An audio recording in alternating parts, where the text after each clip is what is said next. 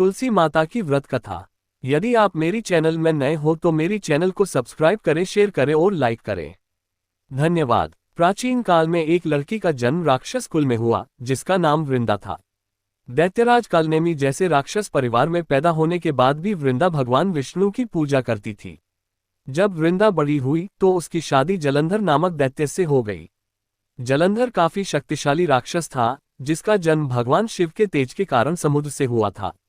बलवान होने के कारण जलंधर को दैत्यों का राजा बनाया गया। वृंदा से शादी करने के बाद जलंधर की शक्ति और पराक्रम बढ़ता ही गया। उसे किसी भी तरह से हराना मुश्किल था। जलंधर के बढ़ते अहंकार व आतंक से सभी देवता परेशान थे। जलंधर की बढ़ती ताकत के पीछे उसकी पत्नी वृंदा की विष्णु भक्ति और सतीत्व था। होते होते जलंधर अपनी शक्ति और अहंकार में चूर होकर स्वर्ग की देवियों पर काबू पाने की कोशिश करने लगा। इसी दौरान एक बार उसने माता लक्ष्मी को पाने का प्रयास किया, परंतु समुद्र से जन्म लेने के कारण माता लक्ष्मी ने उसे अपना भाई बना लिया। फिर उसकी नज़र माता पार्वती पर गई और उन्हें पाने के लिए जलंधर ने मायाजाल बनाया।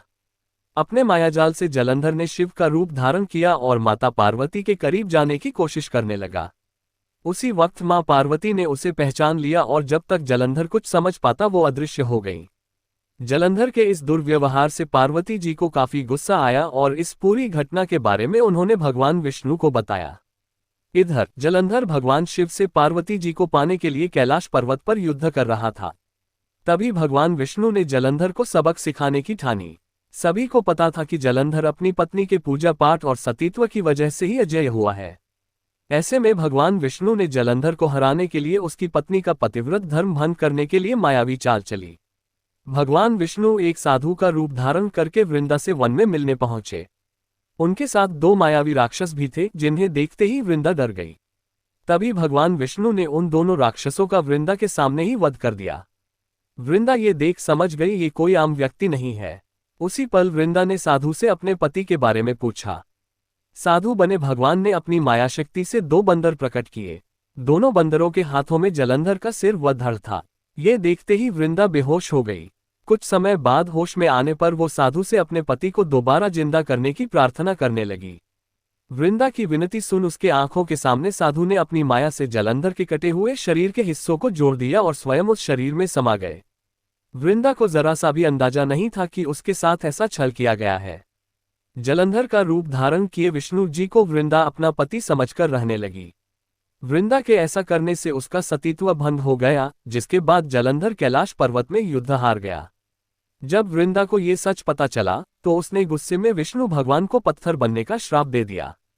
इस घटना के बाद वृंदा स्वयं सती हो गई। जिस स्थान पर वह भस्म हुई वहां तुलसी का पौधा प्रकट हुआ।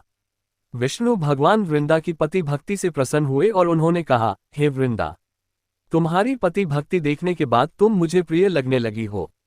अब सदैव तुम मेरे साथ तुलसी के रूप में रहोगी। तुम्हारे तुलसी रूप का जो भी व्यक्ति मेरे शालिग्राम के साथ विवाह कराएगा उसे 1000 गुना यश व पुण्य प्राप्त होगा। जिस भी मनुष्य के घर तुलसी का वास होगा उस घर में कभी भी असमय यमदूत नहीं आएंगे। आगे भगवान ने कहा, तुलसी के पौधे की पूजा करने वालों को गंगा व नर्मदा में स्नान करने के बराबर पुण्य प्राप्त होगा। संसार में चाहे कोई भी मनुष्य कितना भी दुष्ट क्यों न हो, कितने भी पाप क्यों न किए हो, मृत्यु के दौरान उसके मुंह में तुलसी और गंगा जल अवश्य दिया जाएगा। इससे वह अपने पापों से मुक्त होकर वैकुंठ धाम जाएगा। इसके अलावा जो व्यक्ति तुलसी व आंवला के पेड़ की छाया में पितरों का श्राद्ध करेगा उसके पितरों को मोक्ष मिलेगा। कहानी से सीख, छल कपट या फिर अपनी शक्ति का दुरुपयोग करने वाले व्यक्ति का विनाश होना तय है। पूरी कहानी सुनने के लिए धन्यवाद।